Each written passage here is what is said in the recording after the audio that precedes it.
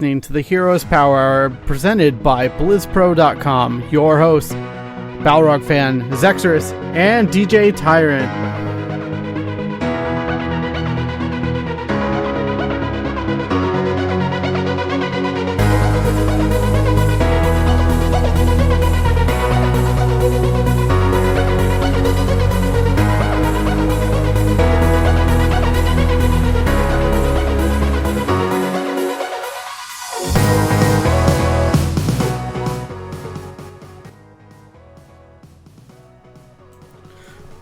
Welcome everyone to the Heroes Power. This is the Heroes of the Storm podcast brought to you by BlizzPro.com and partnered with Legion by Lenovo and Intel. We have a really great episode lined up for you guys tonight, as there's been so much drama, information, everything released over the past week, and I'm really excited to dig into this. First of all, as always, I'm your host, DJ Tyrant, and with me is the awesome crew. Balrog fan, how you doing? How was your week in Heroes of the Storm? It was pretty good. I actually finally played some games, and it was my first time really digging into Diablo, other than looking at what he did and watching other people use him, and man, that felt good. So I'm gonna keep playing Diablo. Yeah, I know. I was just in break mode. I'm kind of shying away from doing all the grindy stuff in Warcraft, so I'll probably be playing Heroes a lot more consistently at this point. Tychus felt great too. Still, I'm glad that two of my favorite heroes are in a great place. I hate fighting Zul'jin. He's a jerk. He can be such a pain in the butt. But P-Flame G, you're not on a boat anymore. How are you, my friend? I'm good. Because I was on a boat for a week, I haven't played a whole lot of Heroes. But I played some. I played a game of Testar and a game of Rexar in the PTR with Willie. And I played Tri-Mode Valeera, but that's not even... you can't really learn anything about Valeera in Tri-Mode. So, Yeah, for sure. And Zexorus, how are you doing over there, my bearded friend? Doing fine. Kind of a slow week for me in Heroes. Played some Team League with everyone last night, and I kind of agree with Charlie. Zul'jin is a jerk, but he's fun when you're playing him. Yeah, I definitely agree as well. Charlie getting out damaged by 3,000 at the very end of a game. Ooh. Because yeah, I went full idiot in the beginning just to get extra damage. He was really tilted. It was funny. You still got MVP that game though, I think, if I remember correctly. Charlie did end up getting MVP that game, which was immensely funny. Only because I died 8 times that game. Yeah, I worked really hard to keep Tychus at a low death count and have high damage and be a part of everything, and then you just kind of face rolled your way to an extra 3,000 damage in the last 4 minutes. But getting MVP as Diablo in the losing game too, that was great. Oh yeah. I've got MVP in a loss. That was pretty cool actually. But yeah, Diablo's in a really cool spot. I like him. I like seeing him back in the game. I've played probably as much as Balrog fan here. Just playing really casually right now, but with all the new stuff coming in the game, I have a feeling my Heroes playtime is going to go up, especially with the new hero coming out. But first, we wanted to start things off with a little bit of, more than a little bit of drama from HGC North America, as it was formally announced by Blizzard that Chu8 would resign from his team. And because of that, he is banned from play for all of 2017 in HGC. And they did a really good job, I think, of communicating what exactly happened and the rules that this basically violated because of Chu's actions of removing himself from the team after the qualification and lock-off period, and it looks like they're going to go ahead and let Team 8, as it's known now, replace Chu with prismaticism, and so that's that. And there's a whole lot of controversy over this, and people are angry, and I'm angry. I'm definitely angry over this. Chu 8 kind of really tarnished the whole spirit of HGC, and it's really a bummer to see that it play out like this. But Chu 8, in the end, he's not going to be part of HGC for all of 2017.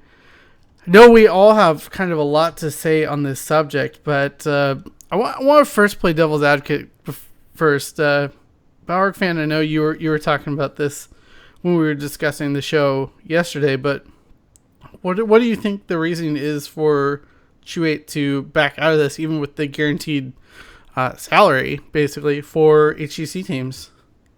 Well, it's he released a statement on Twitter, and he basically said, I make more money streaming than I would doing this. So he kind of said, going hard at this, like the other 4 members wanted to, hurts my pocketbook.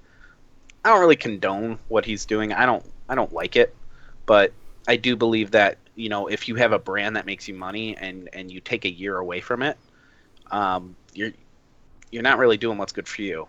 He shouldn't have signed up in the first place. I think he thought like he could double dip and get both, and that feels kind of scummy. But I mean, you also have to, he's a self-interested person, and as far as I understand, he's always been that way. And teams getting into bed with him shouldn't really be that surprised that this happened. Yeah, I definitely agree. Zax, I know you have a lot to say on it, so I'd love to hear your thoughts on this, because I said I could let you go on this. I'll let the leash off a bit. Screw Chu 8. I'm so annoyed at him and his whole attitude towards the HGC. Like, he says in his statement that he was approaching the qualifier with a casual mindset. Like, he hardly practiced, which drug his team down. They still got in. So, I mean, props to his team. I think, like, why would you open your mouth like that? Why would you say something so incomprehensibly stupid, saying, I'm in this global league, but I don't want to take it that seriously? That spits in the face of everyone who's ever put in effort across all regions. It's the most annoying thing to hear. Like, you want to go make your money, that's fine. Go do your thing. But don't waste everyone's time. Especially don't waste your teammates' time, because when he left the team, that put his team in limbo, because Blizzard had every right to knock the entirety of Team 8 out. It was in the rules. It was one of the potential punishments they could have given to Team 8. Personally, I think that should have been the punishment. Because now, I mean, even Heroes is very much more team-oriented and more more based on team synergy than any of the MOBAs out there. You can rely on 1 or 2 people to have a really good game and just get carried off of them in the other MOBAs. Heroes, so, you can't do that. What are you hoping for? Do you want to see Team 8 crash and burn and kind of get them to see their lesson, or do you want to see them rise above and like do really well and kind of like stick it to Chu 8? Like, yeah, you left and we got better. A little from column A, a little from column B, a little from column B, to be honest. Like, I'm not going to be sad if they crash and burn, but if they actually do very well, and let's be honest, they're not, it's in A. In the grand scheme of things, they've still got to compete eventually against Korea, China, and Europe. And they're all monstrous at this point because NA has some kind of weird aversion to doing what's necessary to get better. But if Team 8 does well, congrats to them. I'm happy for them. But the nonsense that Chu 8 has pulled just absolutely just craps on the idea of what the HGC was supposed to be. Like, I would have rather Chu said nothing at all. and just let it go. He could have summed it up in one line. I thought I could, do both things at the same time. Mm-hmm. Turns out I can't. I'd rather stream. I can make more money that way. That's fine. But saying I wanted to come into this league in a casual mindset is just offensive. Yeah, to the whole spirit, really blown the away. whole competitive spirit of what the competitive hot scene is supposed to be, and it's just it. I've already unfollowed him. Like, I probably am never gonna watch a Chew8 stream again. I'll watch Nick Hots before I watch Chew8 again. If y'all have been listening to this podcast for like the last 2 months or whatever, we've all been saying what we want in HGC 2017 is teams to have this constant competition, to be forced into practice, into working hard, to being very diligent, and putting forth the effort to take this seriously so that NA can improve as a region and contend with Korea, or at least China and Europe. Because that's what we hoped HGC was going to be, was this place where it would force the teams, every week you have a high-stakes match. You can't slack off this week. And just make these teams compete against each other and just boost the region up as a whole. And, it was like, this could happen, this could be really great, or the players could approach it casually and just make them show matches every week and nothing would happen. And Chew8 was approaching it casually, which is, not good for the hot scene, not good for anything. And it's really frustrating. So I don't think, what, sorry, I'm going to jump in again. Another thing that bothers me is that some of the NA pros were actually, oh, you didn't do nothing wrong, man. What? Are you kidding me? You're actually backing this lackadaisical attitude towards competitive HOTS. Like, you're just like, I'm not going to name names. If you read the tweet, you'll see who else is in it. But like, are you kidding me? This is why NA is garbage. Like, this is why NA is never going to get better, because they don't have a problem with this kind of behavior. Mm-hmm. Which to me shows that they're not even taking it seriously either. Well, this thing definitely wouldn't happen in Korea. No. The team in Korea would have got bumped down to opens. Yeah. I mean, I don't think the Blizzard's different in Korea. It's like the players themselves, they're in a professional team, they take it seriously. Yeah, I don't think Korea was going to be punished differently. I just think that they wouldn't do that. The situation wouldn't happen in Korea is the thing. Nobody, not even the bottom two teams in Korea are approaching this like casually, whatever. Yeah, their goal is to, win, knock off the champions, and win. And Blizzard put in systems with the relegation thing halfway through the season to like make sure those bottom teams are still putting forth the effort, because even if they can't get a championship, they want to stay in the league. And so there's reasons for every team at every tier in the list to practice. So at the bottom, is it the bottom two have to play to keep their spot at mid-season? Bottom two play against the top two from the open. Okay. Halfway through the season and at the end, to compete for the last two spots in the HGC league. So we could very well see teammate out by whatever mid-season is, probably June. That's very possible. We could if they don't do well without Chew8 or whatever happens, then yes. And Fox could come up, or a new team by then. I don't know. Yeah, it'll be. I mean, it's an interesting storyline to see play out. Again, I don't condone what he did. I understand why he did it. I think the team should have been, and I mean, more wary I blame the team. Yeah, they should have thought about it before they got in bed with Chew, despite him being a good player. It's a lot of good players.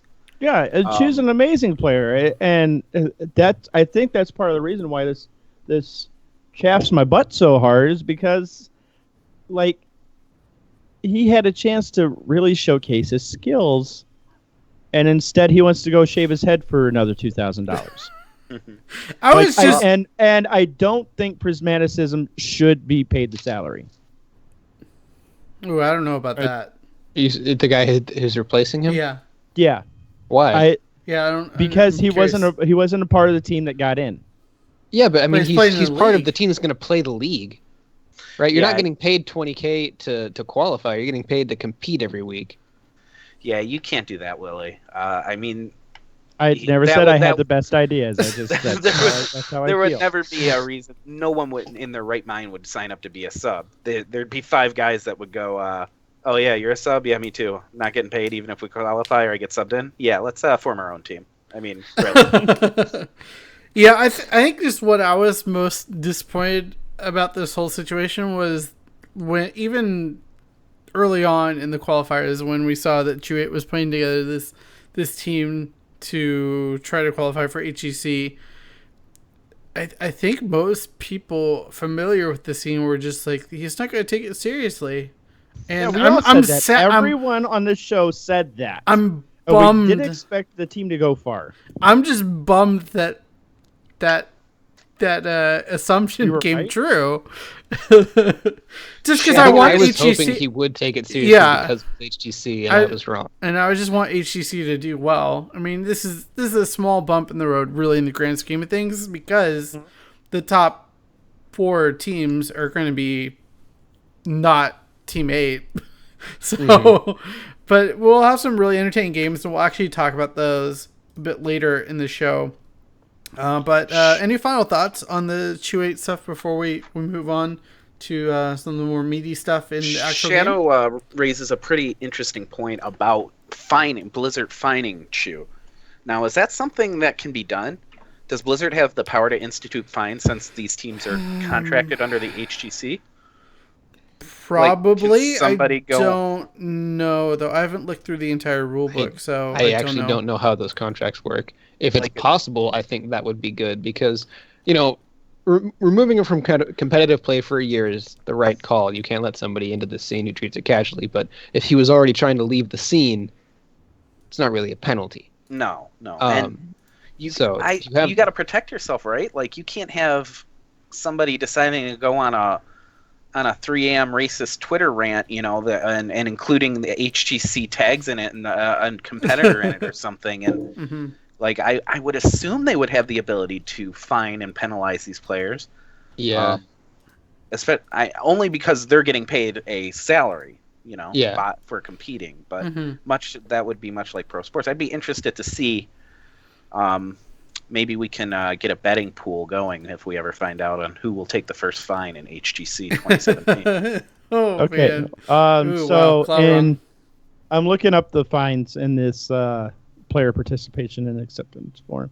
Hereby acknowledge receipt of or access to the official rules. I understand my complaints. Blah blah blah. It's a 30-page doc, by the way. So I acknowledge that Blizzard Entertainment reserves the right to impose discipline for any conduct that violates the official rules, including public reprimands, fines, suspensions, There we go. debarment, and or disqualification. So yes, Blizzard does hold the right to reserve to fine a player. So who takes the first fine? Zuna. Glauron. Kenma. It's gonna be one of the brothers. Oh my gosh. I bet cash money. I don't know. Do you think we're actually going to see a fine in the first season of HGC? I mean, I don't think we had any I think fines it's more early likely on in the first in than league. any others. Okay. Just because players won't know what's expected. Right? That's true. And Blizzard will say, here's a fine so you understand. Right? Yeah. What's it it's gonna be for, just like, as $5? much a standard setting to say, like, in the future, nobody's going to do this because we fined the first guy. Mhm. Yeah. Especially if the fine's staggering, like you're fined, $2,000 or something. It's like, crap, that's 10% of what I made for being here. Yeah. Yeah, exactly.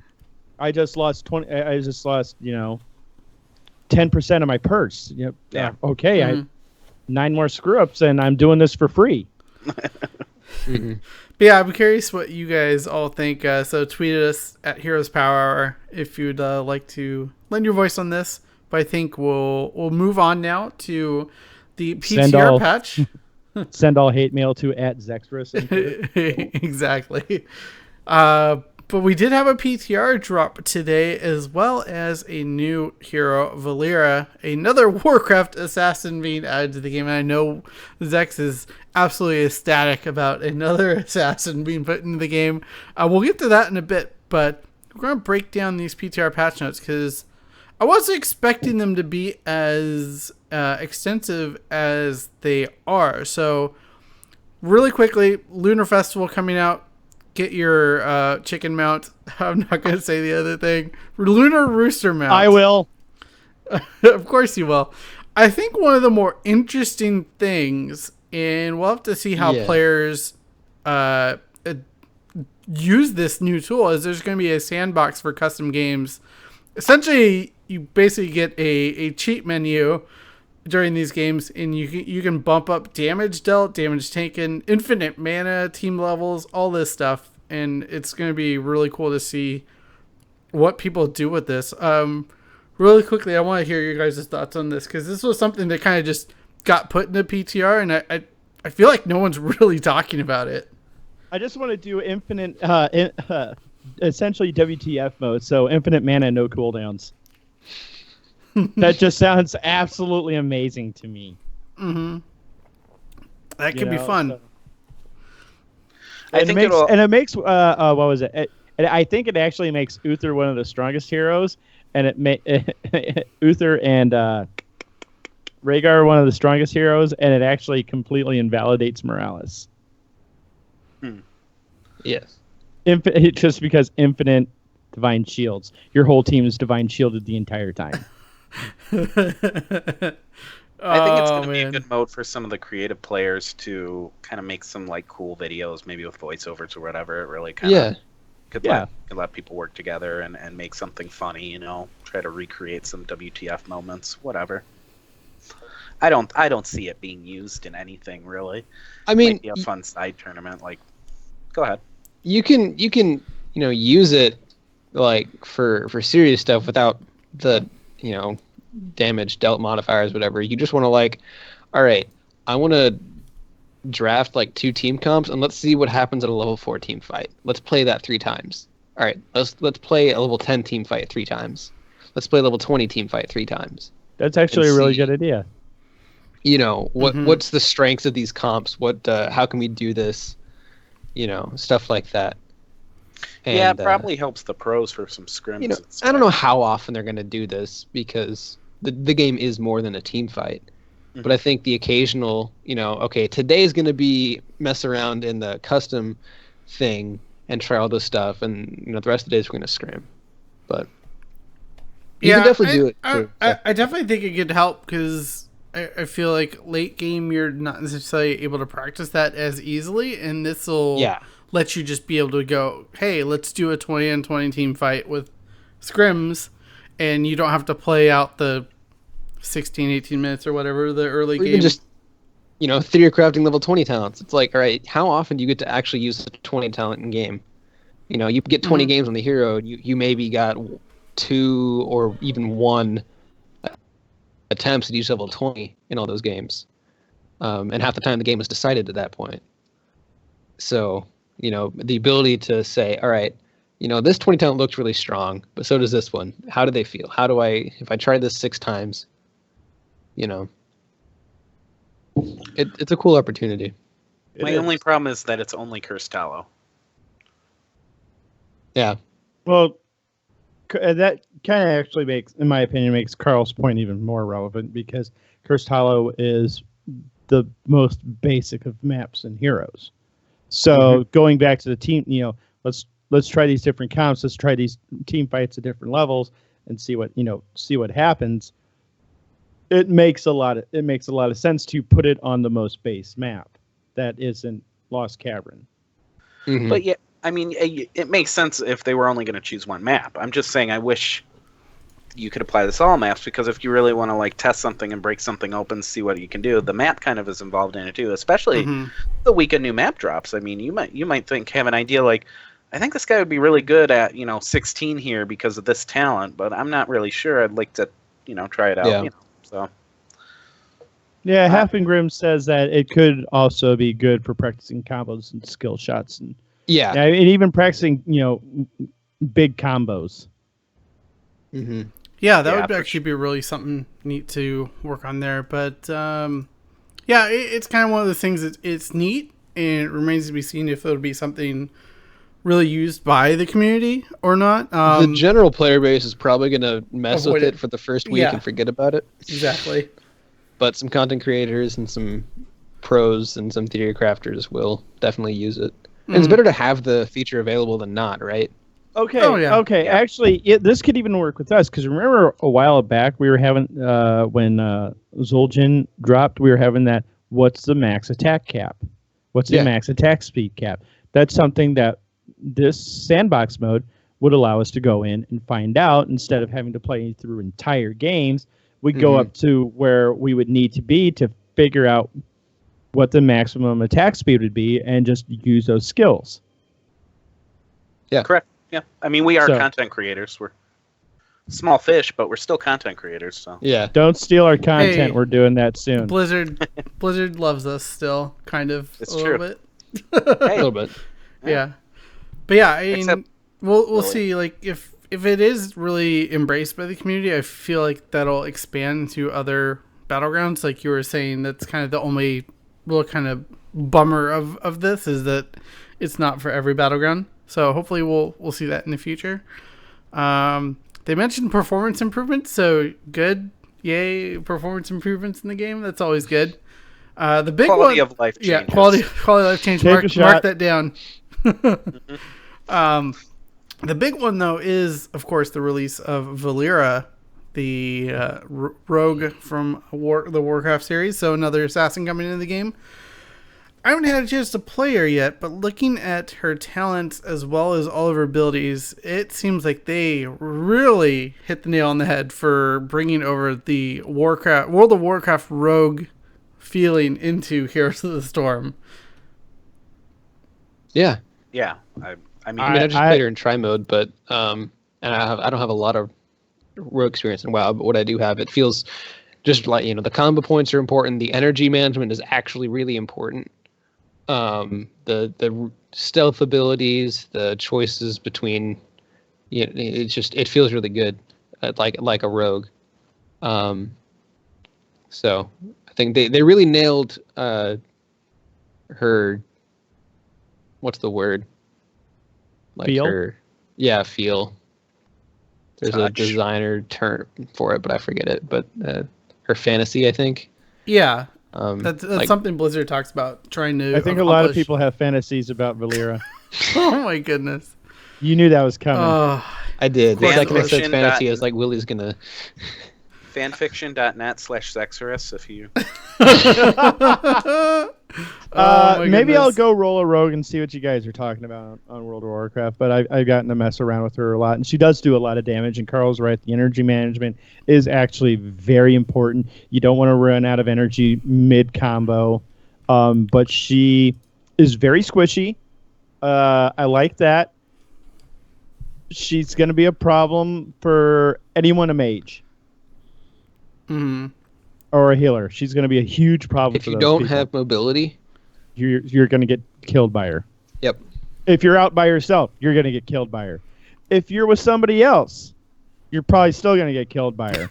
And then she's going to stealth, and then she's going to queue away because she does.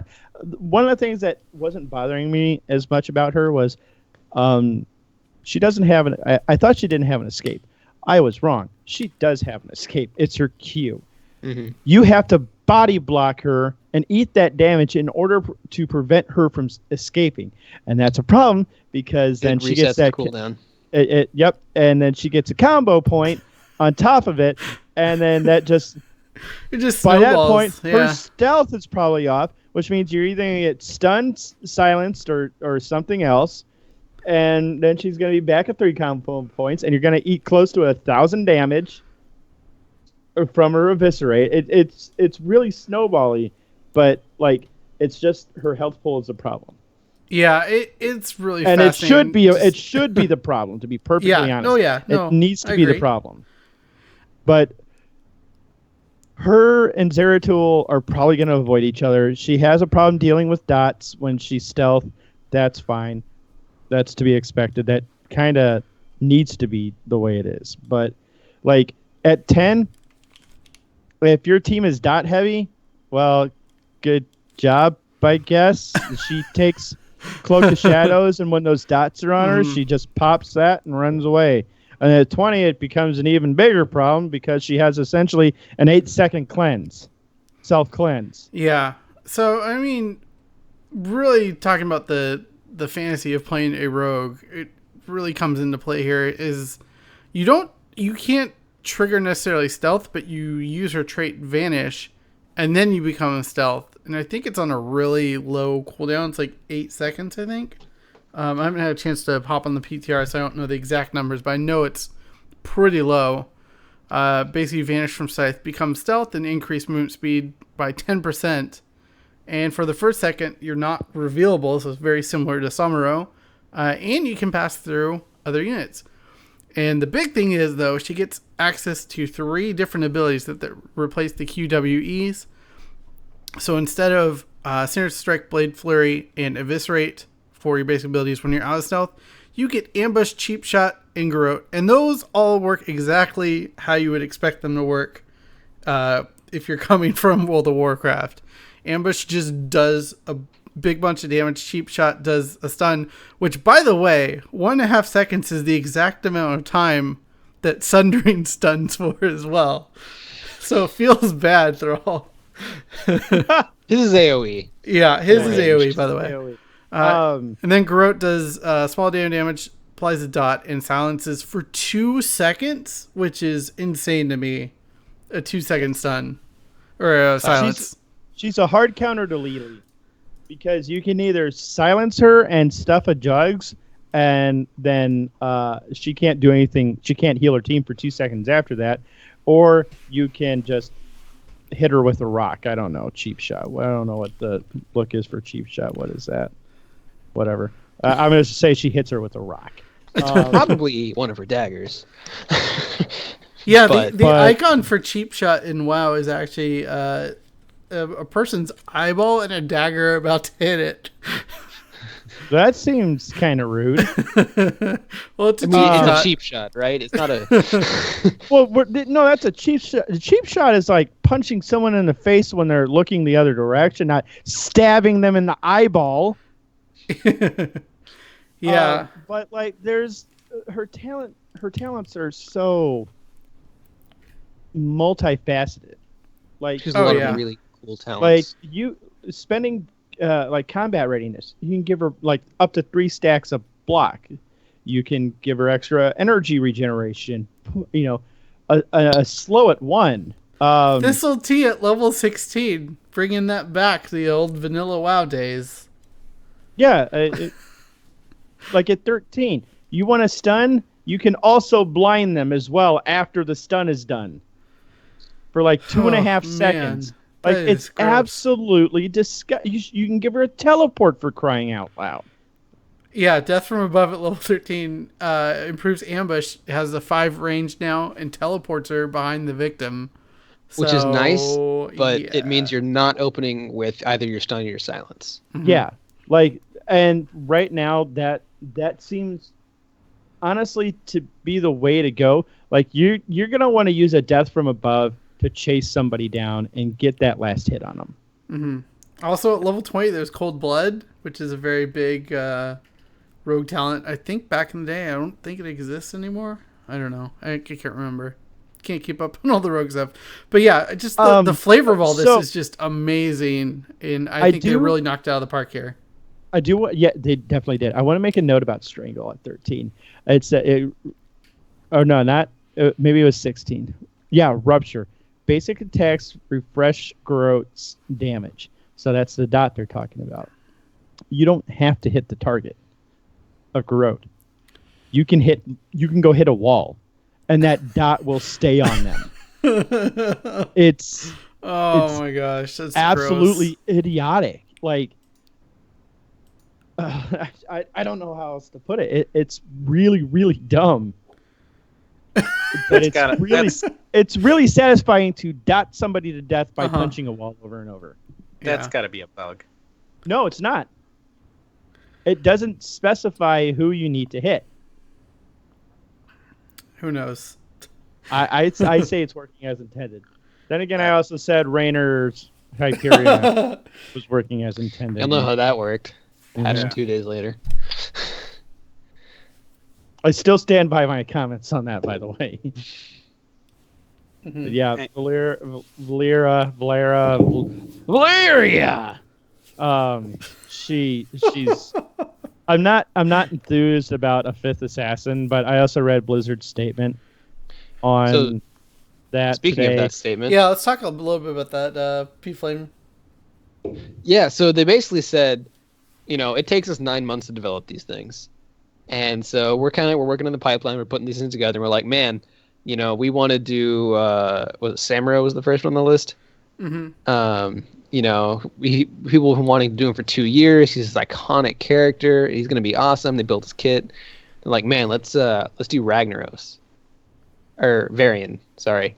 Multi-class hero. He can either be a tank or a warrior. This new thing we're bringing to the Nexus where they haven't changed classes ever before. We're gonna have Ragnaros, who was initially like a specialist, but still he can replace structures. He's so like map heavy, and he does all this cool stuff. And then they brought in, Zul'jin, who's a ranged assassin, which they hadn't really done in a while. Sustained ranged with the death-defying thing. They're like, man, this is really cool. They bring a troll into the Nexus, and then they're like, well, this is a lot of assassins, as they're finishing, starting to work on, finalizing that Zul'jin is going to come into the game. Like, oops, 6 months ago. And then they had to bump Valeera up for, I guess, whatever hero is coming later. Something happened. But they made the argument, like, it's 5 Warcraft assassins, but they all play very differently. Samuro is not the same as Varian, is not the same as Ragnaros, is not the same as Zul'jin, is not the same as Valeera. Mm-hmm. Which, as an assassin player, works great for me because I'm going to play all these characters. They play very differently. It feels very fresh. I don't feel like we're getting the same thing over and over and over because we're not. But if you're a support player, or you're a tank player, even because Varian's not, I think a lot more people play him assassin than tank. You're like, well, sure, these assassins are diverse, but what about my role, right? Because I'm a tank player. There's still kind of a problem with it, but at the same time, it's like we realized this 6 months ago, but there's nothing to do about it. And they said we're going to bring more supports this year. Basically, we're going to bring tanks and all this stuff, and they're trying to diversify it right now. Essentially, your complaints have been heard, but they can't really do anything about it now. Did you just say points? Well, I tried to say complaints. But it can't. So did you just have your own stay tight moment? Oh my goodness! I think Carl just had. I don't know, quite. Not quite as moment. That was pretty spectacular. impressive. Yeah, it was. Oh my goodness. But yeah, it's always good to know that Blizzard is listening and understands our frustrations there. But yeah, dev pipelines make things interesting, so that's just how they aligned in this situation. Zex, are you happy yet? Happier. I have a question, and it's more of a community related question. Now that Trixler's no longer the community manager, who is the community manager? Who took his job? Spirian we still is have a still couple there, others, right? Spirian? Okay. There's somebody else too. Who else it is? Let me look that up. Go ahead and talk more about hero stuff while I pick that up. Yeah. Sure. I mean, Trix was the only one who streamed and he was on the casting stuff. Like, he was like the most visible of the community managers. But I'm sure they'll hire somebody else. It's not I don't think you have to have incredible qualifications for the job. Actually, I think you kind of do. Like, imagine the amount of vitriol that gets thrown at those guys every day. So yeah, you have to be willing to take a lot of Ravenix nonsense and interface with dumb players like us. But Ravenix is the other Heroes community manager. But yeah, we kind of just dropped that bomb out of nowhere. For those of you not keeping up necessarily on the Blizzard side of news necessarily, Trixler did leave Blizzard, but he's going to be casting full time for them for EU HGC alongside Caldor. So he won't be gone from Heroes, but he's not in an official capacity with Blizzard anymore. And the nice thing about him casting, though, is that he gets a year-long contract alongside it was Gilly and was it Dread? It's got to be Dread, right? I think it's Dread because Jake and J-How are doing the Open. Yeah, Jake and J-How are doing the Open. So for HGC proper, it's Gilly and Dreadnought for North America, Caldor and Trixler for EU. G-Clef and Wolf for Korea. So excited to continue having Wolf cast the Korean scene, and I'm excited about that. But Trixler, will miss you from being a community manager, but best of luck with streaming and casting full time. That's quite the step to make, and something I wish I could do, but that's scary. We can't all be Chew-8. Oh my goodness. But back to the PTR, I've kind of alluded to this, talking about this, but a couple of heroes actually got some pretty significant reworks. But first I really want the biggest one was Lunara. The biggest one is Lunara, obviously. Yeah, I mean, just displays a button on the hotbar showing the cooldown. Thank you, Blizzard. Quality of life change. The definition of a quality of life change. Take a shot. There you go. Overpower for Varian, though, did get added functionality. It can now trigger multiple times per parry. So that's going to be fun. I'm excited for that. It increases the damage of next heroic strike by 25%.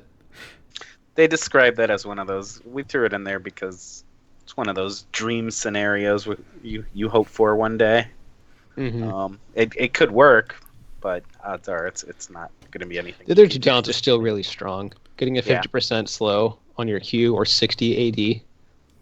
Mm-hmm. It's hard to compete. Most definitely. Unless you want to live the dream. Unless you want to live the dream. Live your dreams. Mm-hmm. Just do it. Varian is not going to stop you. Yeah, live your for dreams, sure. Varian 2017. Oh my goodness. Does Varian even have dreams anymore?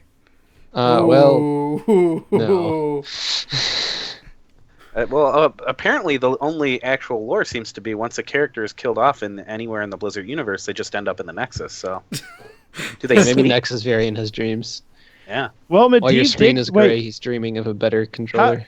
How did they explain Medivh coming back after he got killed at the end of the first Warcraft? Because the pre-lore, he dies. They went and murdered him because he was insane. I don't remember. I don't know how they brought him back. He comes back as a shade. He never comes back as a real, a live person. He's not a real boy? He's not okay, so that makes sense for all the Diablo characters because all the Diablo characters have died at least once. Same with the Overwatch characters. Does Stitches really count? Because that thing couldn't have been human at any point. He is an abomination who got killed. I'm sure plenty of players players have walked through Duskwood and killed Stitches. Fair enough. I don't know what zone he's in. I think so. Stitches was just full. Could be one of the plague lands. I don't know. Raynor didn't die.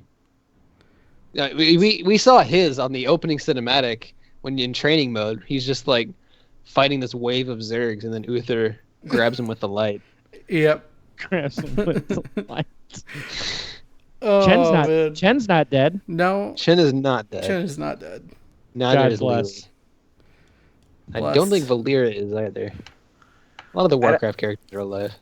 I honestly would have shut my mouth if I thought what I said was going to spawn this rabbit hole of a conversation. So we're just going to go ahead and move on from this. Yeah. So there's a big change to Tassadar. So really quickly, just from what I understood, is basically Tassadar's toolkit is all built in now, and he's freaking incredible. That favorite build everybody who ever played Tassadar actually used, who actually knew how to play Tassadar, it's baseline now. Except yeah, that's true. And Plasma Beam. Nobody ever picked Distortion Beam. Oh yeah. No. Yeah, nobody ever picked Distortion Beam, but that's been baseline. Mm-hmm. But the funniest thing to me in these patch notes was his damage was his damage. Let me pull up Tassadar. Tassadar, damage reduced from 69 to 10. Yeah. And then immediately after that, attack speed increased by 400%. Like Which is still a damage nerf. Yeah, it's the still first a damage nerf. the first But thing I saw couldn't that I was stop like, what? laughing at that. Like I was in tears at home this morning because for some reason that was the funniest thing in the world to me. Basic attack damage reduced from 69 to 10. Yeah. No, it was. I read that one line and stopped, being like, "What on earth are you doing, Blizzard?" Then I kept going. But yeah, he's got a channeled auto attack now that slows them by 20%. It's not super noticeable, but it is a slow, and it's just kind of utility. I disagree. It is actually noticeable because that's 20%. They're moving a fifth slower than what they were. I would argue this makes him the best executioner comp enabler. Oh my god! So he has a talent. Not the best because it's hard to. He's up there, but he's good. Well, when you're going executioner comp, you're looking to blow somebody up, not spread it around, right? Right, but at 20, he's got a new talent, Prismatic Link, where his basic attacks will bounce to two nearby enemies for 50% damage. So that's 3 targets you're slowing. And you can his shields now baseline add the Lifesteal. Lifesteal. Right, and on top, Basic he attacks. also has a quest talent where You can increase your basic attack range by a lot. by 20%. Yeah. Yeah. After and then if you slow heroes for 30 seconds, your attack range increased by 20%. If you do it for 60 seconds, it's an additional 20%. So it's up to 40% additional attack range. Yeah. Which is a huge amount of attack range. Which I took, but you also have to stay on them. or you take the one where you like increase the damage and radius of Sand Storm by 20%, or you get indefinite plasma shields. I like all of those level 1 talents. I all feel really like he good. has 3 very distinct paths he can take, and none of them sound like bad ideas. Yeah. It seems like you can really focus on buffing the auto attacks and go with the Archon. You can focus on really making yourself a shield monster, Mm-hmm. where you can be this like hybrid build that uses a little bit of both and kind of takes advantage of a role that needs to be filled on your team. Mm-hmm. So I'm very excited for these changes. I've always liked Tassadar back in Alpha. He was the best mage in the game. Yeah, he was the best mage in the game. Oh man, yep. The thing that really excites me is at level 20, you can take Twilight Archon, and it says basic attacks while on Archon. Yep. Refresh the duration of Archon. Oh Like my completely gosh. refresh. Like if you're 1 second left, you auto attack somebody, you're at full duration. You just become an Archon as long as you can damage. As long as you can anything, find a minion somewhere yeah, you are Archon. What about a wall? or a wall. Yeah, anything. If you can auto attack it, it refreshes the duration. Mhm. I watched Carl just absolutely rip through an AI team because he just couldn't get out of Archon. Yes. And I love Archon so much. Yeah. Oh man. I've Like, always don't get me liked wrong, Archon. It just was no longer viable. Don't get me wrong, definitely Force feels Wall so. is still all good and everything. And with the That now the buff to it, Yeah, it has gives a- you it has a- slow, additional Which is slow. because, in my mind, 30% is when slows start to become significant. yeah. But, it's still good. And I think people will still take Force Wall. But But Archon is definitely viable, guys. Archon, yeah. It does a ridiculous amount of damage. Now, when it says added functionality passively refreshes the cooldown on dimensional shift on activation, does that mean you could dimensional shift Archon and then dimensional shift right away? Yeah. If Yes. I'm understanding that correctly? Okay. I think the goal is you eat into their backline, you hit Archon, and you still have an escape if things go wrong. Yeah, and that's Mhm. cool. That's really cool. Oh, and Tassikar is built in now. So Yes, the you have movement- 50% move speed. Yeah. It's the only thing that isn't, as Carl stated earlier, so nobody gets too crazy thinking about it. He does not get the heal. Yes. That's not baseline. I don't. Is that even still a talent? That was a level 13. It is not. Prescience, yeah, was removed. So It was a 16 talent, I Oh, believe. Dimensional Warp. Mm-hmm. Yeah, Dimensional Warp gave the move speed and the heal. Prescience was just automatic activation at 15%, which is not baselined. Right. There's even a lot of different, like, interesting changes to Psionic Storm in some of these talents. Yeah. No, I mean, Old Tasser had a lot of talents that were like, why would you ever pick that? Right. Mhm. And there are a lot of really good talents and really cool stuff on here. Tastar is going to be a lot of fun to play. Did anybody check the range on Nullification at 13? Because that sounded really cool, too. It's pretty Nullif- decent. Is it a 60-second cooldown or a 15? Yes, 60-second 60? cooldown. Okay. And basically, you just activate it to reduce the target hero's damage by 75% for 3 seconds. So it's like, oh, did I just hear Tastingo? No, thanks. Yeah, like you E to their backline, you hit Archon, you nullify their Chromie or whatever it is, Mhm. and you just shred them. Yep. Yeah, it's there are a lot of great applications for that, especially the farther we get down the path of releasing all these heroes and seeing all these different kind of options in the Nexus. Nullification will always be that kind of thing that's like, all right, that guy could be a problem, and we need to avoid this. And last night we were faced with that situation where it's like, all right, we need a false stab to hit Gust, and the Gust will save us from Tastingo. And it worked, except the one time it didn't, because... Hi, Koopler. Yeah. Oh, hi, Koopler. We missed the Gust, and then it was just we got shredded because of that It's one like thing. triple kill for Tastingo. Right. But Nullification is something it covers those situations all the time. And I am that's happy what's that great the about it. Gust idea worked for the most part. Oh, it was a great idea. Tasdingo gets popped, gust him away. Hey, good job on wasting your Tasdingo. Right. Nullification is a little more versatile than that, though, because of Tassidar's kit. So it gives him another niche to belong, which is... It's the most important thing about this rework, because Tassidar looks like he belongs in a lot more places now where he really didn't belong in the game at all in his previous iteration. Yeah, I'm completely agreeing with you on this. TAS is... There's 3 very specific routes you can go with on Tassadar, and they're all incredibly viable, and I love them very much. I'm so excited to play TAS. Like, you guys should have had the PTR downloaded already. I know Charlie did. I know Jimmy didn't, but like mess around on the PTR. Even if you just do AI matches, it's. I'll wait a week. I know. But Just play him. I don't think he's like super busted. I mean, he's strong, but like it's a really cool rework. Just check him out. Yeah, it's an amazing rework. They kept it nice and balanced. I think. I don't think he's. The damage nerf is oddly what makes him feel actually balanced here. Like, it's silly 10 damage a tick, but like, you get the slow, and Tass shouldn't be doing that much auto attack damage anyways.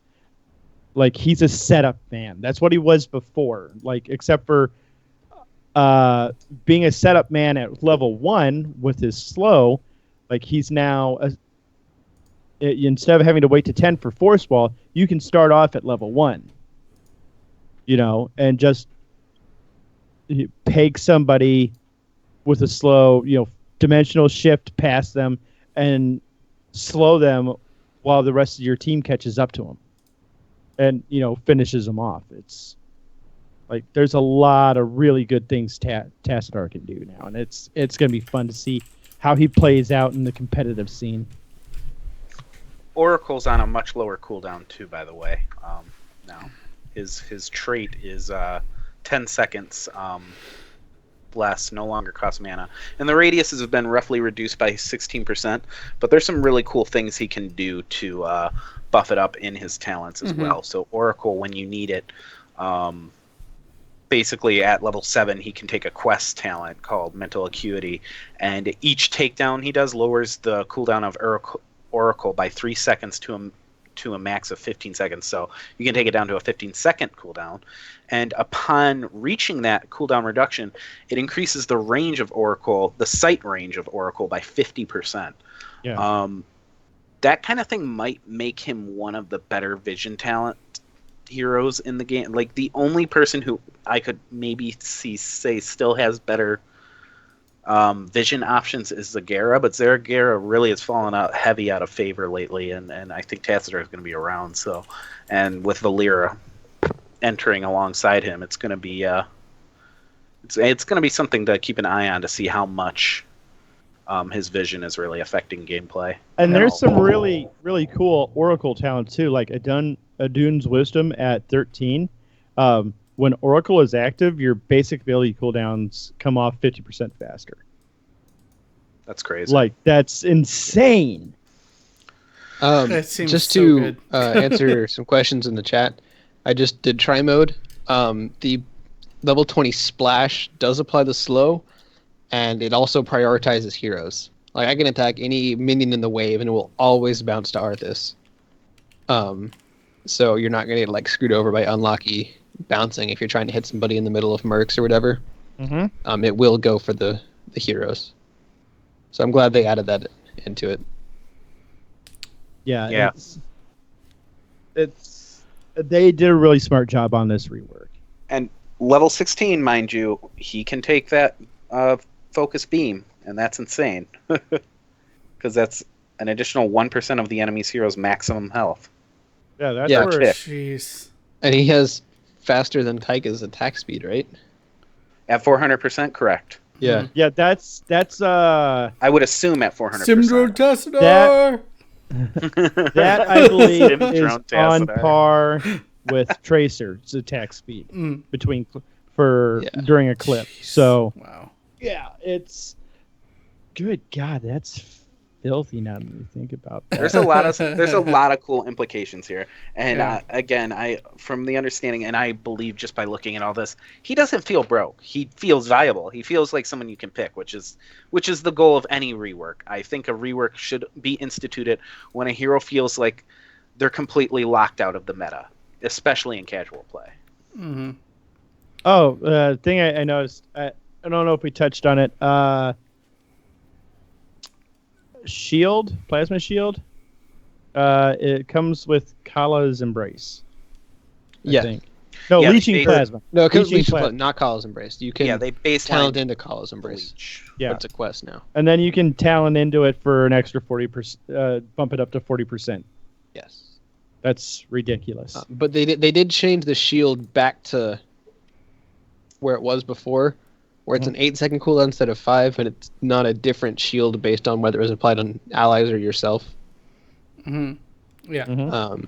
So All right, we went full Tassadar Yeah, I know. fanboy, and I'm going to hand the show back to Jimmy so he can say whatever he likes about Tassadar and move us along. Really, I'm just excited to be able to play Tassadar again. I mean, not that anything was preventing me from before. It's just now he looks like he has a really strong toolkit. So sounds like we're all in agreement that Tassadar is going to be fun to play going forward here. And we do have one more hero with a pretty significant rework, and that's Rexar here. Obviously, I haven't had a chance to play. I would say a PTR. minor rework. More of a minor rework, but you had a chance to play him. So what do you think of these changes? Can you break down what exactly this does for Rexar going forward? So basically, the biggest changes are those first 3 that are listed. Misha gets buffs move speed when you're commanding her. Basically, if you issue an order to attack something, or she's next to Rexar or whatever, she gets move speed. So she's really good at chasing people down. And then they removed the old like 2-sided way to control her, and now it's just if you hit your D button, then you can tell her to attack somebody with D. You can tell her to place passive with D. You click yourself, and she just sticks to you. You can order around to different places. So all the controls are the same button, which is an easier button to hit than your 1 key or whatever you had it set to. So it feels more intuitive. I just have one button to do. I just control her. You take care of it. She has bonus move speed. She feels smooth to control. She feels really strong. They took away some of the. They kind of changed around some of where his talents were. They put like level 1 is kind of like some wave clear or murking talents and stuff. So it's not like you go, it's not like you pick 3 talents in a row to make Rexar really good at murking. You just pick one of the level 1 talents that either buffs your wave clear or you murk well. And that's it. So you can spend more stuff on more combat related talents. And then you get this talent at level 4 called Animal Husbandry. And Rexar and Misha gain 2 maximum health every second Rexar remains alive.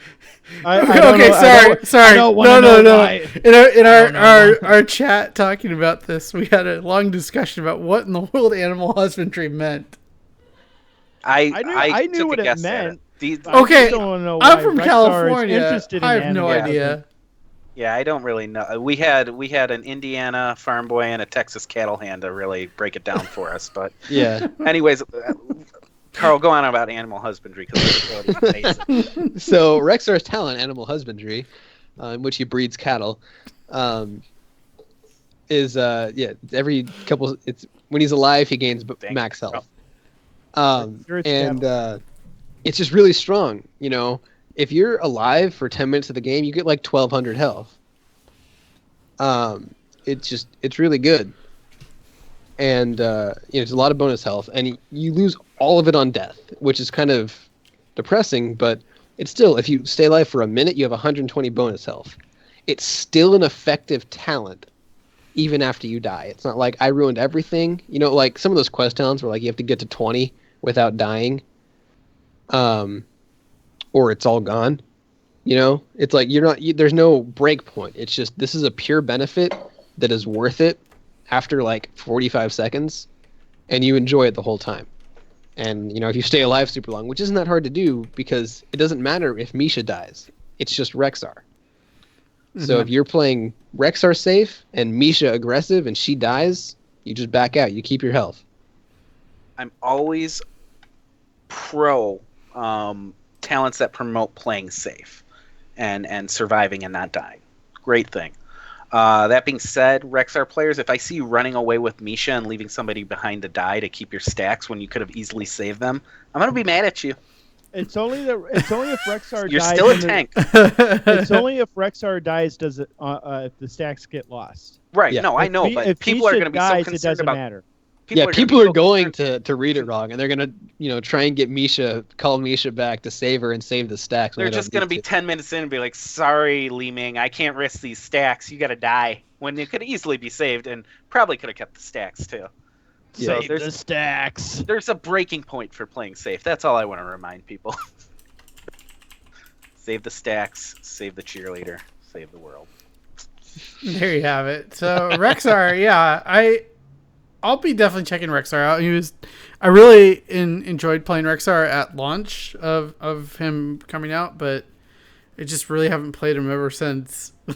Except for he's gone over like 2 or 3 different changes to make his Misha interactions feel smoother, and it's in a pretty good spot now. Yeah, and I'm definitely looking forward to trying that out. How was the new talent Dire Beast, by the way, at 13? What's this? Rexar and Misha's basic attacks increase the damage of the next Misha charge by 40%, stacking up to 400%. Oh shoot, I didn't even read that. I was just like, oh, we have Flaming Bear. I'm going to pick Flaming Bear. I have no idea. We don't know. It sounds kind of good because Misha charge isn't something. It's kind of something you hang on to if you're a good Rexar player, right? And you wait for the right moment. You're not just blowing it off cooldown. So. Mm-hmm. Yeah, but there's that talent where like her auto attacks like reduce the cooldown by 1.5 seconds. So you can get a lot of charges out and you keep buffing it, and so. Well, the charges fall off because it's on the next one. Yeah, but I mean, Rexar and Misha's basic attacks, and it's 10 total basic attacks to get full stacks, so you'll get 300 stacks probably still. Yeah, between the two of them, that's only 5 attacks from each. And even if you're buffing it by 300% or 200%. Yeah, it's probably going to a lot of damage. I guess 320, 360 would have been. So that's you have to pass up having a Flaming Bear though. So that's so it's really not viable at all. It's just a garbage town. Gotcha. Oh my goodness. So Bear I like who's in breeding season. Oh my gosh. Who's being forced into animal husbandry. Oh man. But yeah, I'm pretty happy Vita. with these notes. They look like some fun reworks or minor reworks, depending on your vision of them. Astar's huge. Taskar is obviously a very big rework. But this will be a great patch, I think, for the game. Really shake some things up, putting in a new assassin, bringing Taskar back to the fold maybe for supports, or maybe kind of an off flex pick. And we'll have to see.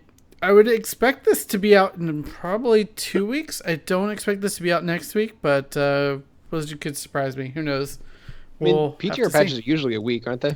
They usually are, but I feel like this Yeah, I is a can 2 think weeker. there's been one that's been a 2 week.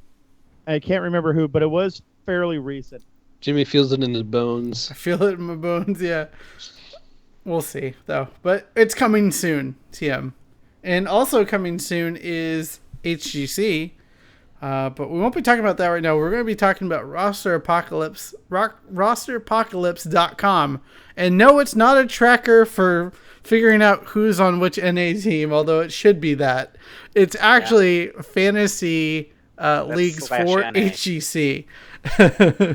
And it's actually for both EU and NA. It's really cool. I highly recommend you check it out. It's a lot of fun to kind of draft and figure out who you can make as a team.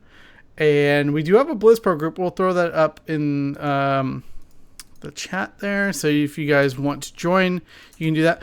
But if you know anything about fantasy sports, it's very similar to that. Each player is given a point value, and you're given 500 points to draft a team. So it was really fun. Yeah, go ahead. To up the value of people who take Equinox, they made Times Change Team a stat. So if you're trying to pad those points, he's going to be one of your best picks. Man. I feel like we should also note there's no sponsorship. No, Roster Apocalypse didn't approach us. no. Like, hey, let's talk. Hey, we'll give you some money if you talk about. That never happened. This is just something I ended up stumbling across on Twitter, and I linked it to our chat, and I'm like, this is actually, I love doing fantasy stuff. I usually partake in the Dota fantasy stuff, and I'm glad something like this has come to Heroes, and I hope Blizzard takes note of this coming around and does incorporate something similar after a time. Now, I don't want to deter Roster Apocalypse from approaching us to do a bunch of FanDuel type promos throughout the show constantly. FanDuel.com. I will gladly do that. We will sponsor the crap out of you. That would be funny. You can contact us at any of our Twitters at DJ Tired, at Zectors, at P20, at AllRockFanBP, at Heroes Power Hour. We'd love to hear from you. Oh my goodness. I will sell my soul for you, Roster Apocalypse. I have no morals. But just to give you an idea, I drafted my team. I think this is going to be what I'm going into in the rest of the season. But Fury, iDream, June, Crowan, and Michael Udall. So two-fifths of Gale Force, two-fifths of Tempest Storm, and a Bee Stepper. Boo. My team's going to be better somehow. Hold on, let me pull up my team. Let's I got to see. draft. I'm going to draft tomorrow. Okay. I've got Caffeine, Iacona, iDream, K1 Pro, and Yoda. K1 Pro's so expensive. He is so expensive. I think he'll end up paying dividends though in the long run. Cat. I drafted last week and I got Chew 8, so I'm kind of screwed.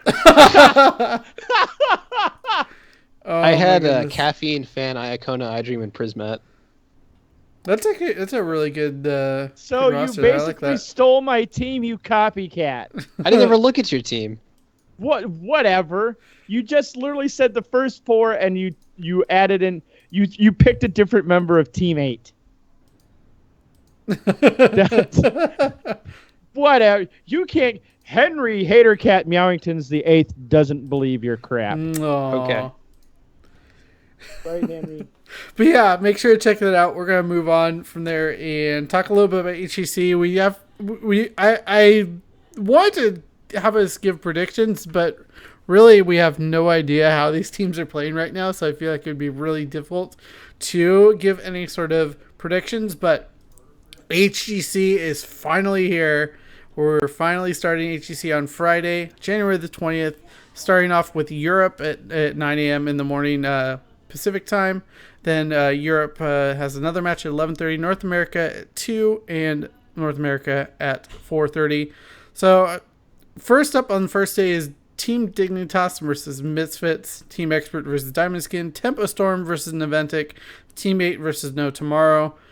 Saturday, B Genius versus Synergy, Fnatic versus Tricked Esport, and then Superstars versus Team Freedom, and Gale Force versus B-Step. Sunday, the big day, though, we have Tricked Esports against Team Expert, Misfits versus Fnatic, B-Step versus Team 8, and I think this is the one that everyone is looking forward to, is Team Naventic versus Gale Force Esports, who have literally been talking trash to each other on Twitter, and I'm so excited for this match. Wait, I didn't hear Team Liquid in there. Are you sure though that schedule's right? It is. It is. Team Liquid does not have a Heroes team. Aww. If you listened a couple episodes ago, we talked about this. Feel bad. Feels bad, man. But yeah, just really quickly, what match or matches are you guys looking forward to? I already said mine's easily Naventic Gale Force on Sunday. If you have a pulse, it's Naventic versus Gale Force. No, and then Tempo Storm Naventic will be a good game. Where was? Mm-hmm. Oh, yeah, on Friday. Charlie, you linked us. Somebody linked us a tweet from I forget who about Equinox saying if they got 3-0'd, they'd buy him a pizza. Oh yeah, I forget who that was from, but yeah, that's. There's been a lot of start following these players if you're not already and you like that kind of stuff on Twitter. There's been a lot of trash talk that's very fun so far, and we'll see if it continues, if it gets heated, if it gets personal, if it stays fun. That kind of stuff. That's going to be an extra story to follow with all this, and with these teams squaring off every week, especially. I feel like too often there's too much in roster fighting, and there's not enough actual competitive spirit and. I don't want to say hatred. That's the wrong word for it, but rivalry. Kind of feeling, rivalry. Where this guy pisses you off. You want to beat him. You're tired of his crap. It's been 2 weeks in a row now. You've had to camp bottom lane and watch out for this guy, and he's still gotten the better of you or whatever. Situations like that keep happening, and you just. I think those kind of things that could happen would be great for the scene. I found the tweet, by the way. I'm posting it in chat. This chat thread, this Twitter thread is amazing. The match I'm looking forward most to is Team 8 versus No Tomorrow. It's going to be Team 8's first game, coming off all this Chew 8 nonsense, and I'm very interested to see how they respond to that. If they come out and look strong and actually roll No Tomorrow, somehow, and just look great, then it'll be a big boon for their team. They'll need something like that. So. Yeah, and Blizzard actually just released, I believe it was today, this new HGC site. So check out heroesofstorm.com and click on the esports site, and I believe this will just bring that up. But everything is scheduled out for the next 5 weeks, so you can see what matches are coming further down the pipeline, and also the Western Clash is going to be at IEM Katowice. On March 3rd through 5th, and first place is going to be 30,000, second place 20,000, and 15,000 for third place. So really excited that we're actually getting all this information so early on, so we know what's going on. And I'm excited. I really am excited for Gale Force and Naventic, and we're getting that very soon here. And I'm excited just to see how the production is, because I know Blizzard has put a lot of time and effort and money into this, so it'll be a lot of fun, and especially because we really don't know the state of these teams unless you've been in scrims with them, which I haven't. Yeah, but we'll see. The highlight here is we get competitive heroes every week. We have it on a schedule in front of us. We know what time to tune in to see it. It's all spaced out. It's all planned. The production's there. Everything's there. So this is exciting if you've been looking for HOTS to take that next step. Because before it kind of felt like, hey everybody, we're gonna have this giant tournament sometime in 2 months, and it'll be all day, and it'll go on for 4 days, and there'll be a lot of delays in between matches, and you'll probably just catch the highlight of the last match on Monday because it's pointless to watch anything else. Yeah, we actually had our first EU Open matches, and they're really good about this. They already have the point distribution there for those teams, so you can actually see the ranking of those Open Division teams after the first week. And I didn't get to watch any of those games, but I heard because of the draft client being in the game itself now, games are much faster. There's a lot less delay in getting between games, so I am super excited for this in the future of Heroes Esports. Yeah, I don't know how much I'll pay attention to the Open one. I have this weird thing where I want to watch the best play. I mean, a lot of people love like college sports and stuff. They get really into it. I could care less, Mm-hmm. So I like college sports. I like sports. We don't care. Sports, who knows? I don't care. Who knows? Football. I'm so glad you picked up on that. Well, it was a Lonely Island reference, so Yeah. It was. I was right there, Man. But I think that's it for our thoughts on HGC, unless P-Flame, you have any more thoughts on HGC going forward? Okay. I just want to see. I want to see the pizza match. Tempo versus Gale Force. Yeah, that Yes. happens February 12th. See, we already February have 12th. Yep, mark it down. 2 days before Valentine's Day. # pizza match. Hashtag pizza match. There we go. Perfect. See, and that's what's great Telling about you. all this scheduling is I can Oh, go ahead. is I can just watch the teams that I want to watch, and I don't have to sit through a bunch of crappy games from between Team 8 and wherever they play. Just kidding. No, Team 8, surprise me, please. Please make this league exciting. Yeah. But yeah, for those of you watching live, we will be starting up our game portion very soon here. So make sure to join the channel in the client /join BlizzPro. And as always, we have our Patreon, patreon.com/heroespower. This helps really support the show and all the assorted costs with running our content here. 5 different hosts. There's all sorts of hardware and software issues that come up, and this really helps towards that, as well as giving back to you guys. We do giveaways occasionally on this show. We like to surprise you guys with some goodies, so we'll be getting something up for that fairly soon. But yeah, make sure to check out patreon.com/heroespower. Check out all the wonderful tiers there. There is a really great tier to have us cast your replay. If you had a really fun game, a really crazy game, and you want us to cast this, go ahead and contribute to that, as well as the t-shirt tier at the top there. Let's see what else. HeroesTheStorm.BlizzPro.com. Always go there. I think 4 or 5 different articles went up today alone because of all the wonderful news coming out. And if you're curious about Valeera's talent trees and do not want to download the PTR, that is a great place to go. Powerhour fan was able to throw that up today, so thank you, sir, for that. That was awesome. No problem. Just doing my job. It was very rushed. I was glad we have wonderful editors because I was like out the door at work, like typing. So yeah. And as always, Alebeard's articles are always there. And make sure to check out our show. If you miss an episode, it always goes up on youtube.com/BlizzPro. And on this channel as well, there's the other weekly shows brought to you by BlizzPro. Wednesdays at 6 p.m. Pacific is West March Workshop for all your Diablo 3 needs. P-Flame, maybe you should check that out and learn a thing or two about Diablo. Mm-hmm. Like they will tell you what a rift is. Oh, yes, man. I downloaded Diablo yesterday and There we been go. playing a lot of it. And as soon as I logged on, he immediately messaged me. He's like, do you play Demon Hunter in every Blizzard game? Because I play Demon Hunters are supposed to be strong right now, though, aren't They're they? pretty good, yeah. I seen my idiot self made a witch doctor. I'm playing a Which are barbarian. fun. Barbs are Good always. time with it. Barb's Did good. you make a Sonya?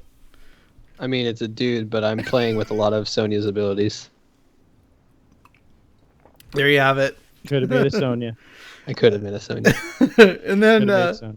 Thursdays at 7 p.m. Pacific is Payload Podcast about Overwatch, which I am a part of. If you've never checked out the show, make sure to check it out this week, as we have a very special guest on the show. Sundays at 7 p.m. Pacific is Well Met for Hearthstone. And as always, the Discord channel, discord.blizzpro.com.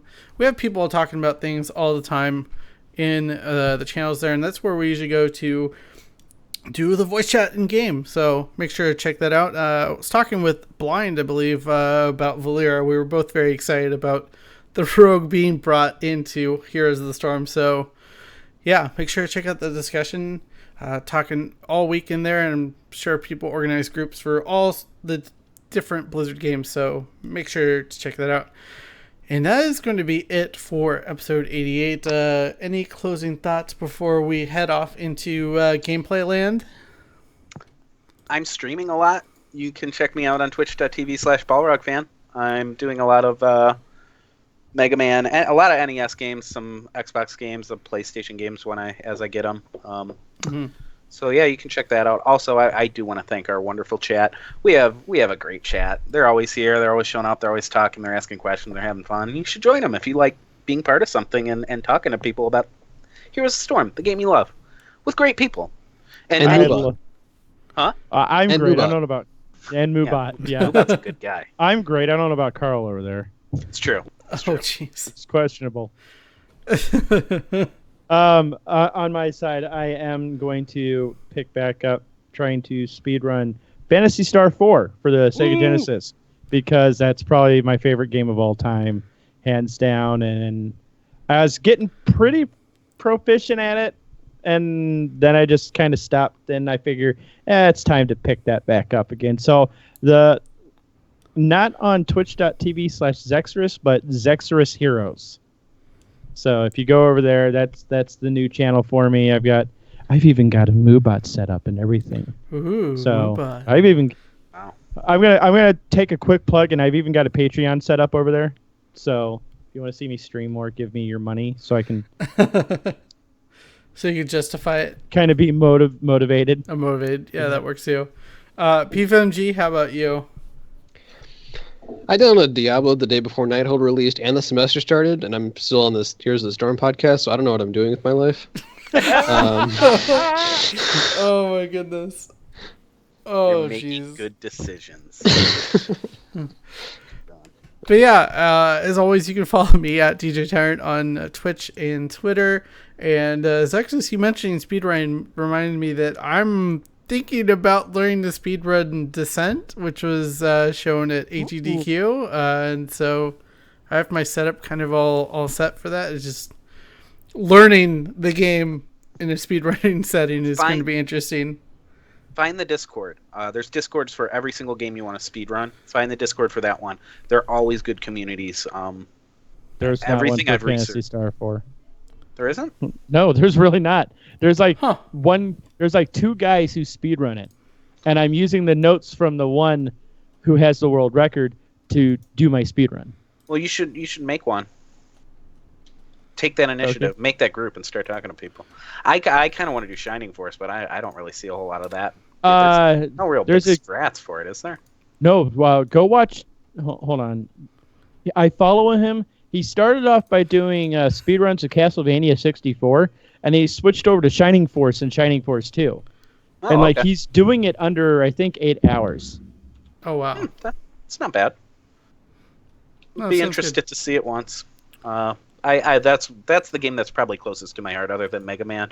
But yeah. I can't optimize Mega Man strats to the point. Like, people have already made me look embarrassingly bad at Mega Man compared to them, and I'm a fairly good Mega Man player. But when it comes to just having boss patterns down to the point where they're trivial, I'm not that kind of player. I Yeah. can survive those boss patterns and beat all Mega Man games, but I wish I was good at that's- Mega Man. I don't know what it is about those games. told you, man, I'll teach you. Okay, we'll have a session. But yeah, that's going to be episode 89 of the Heroes Power. Thank you guys for hanging out with us, and we will see you in game. Make sure to stay tight, and we'll see you soon.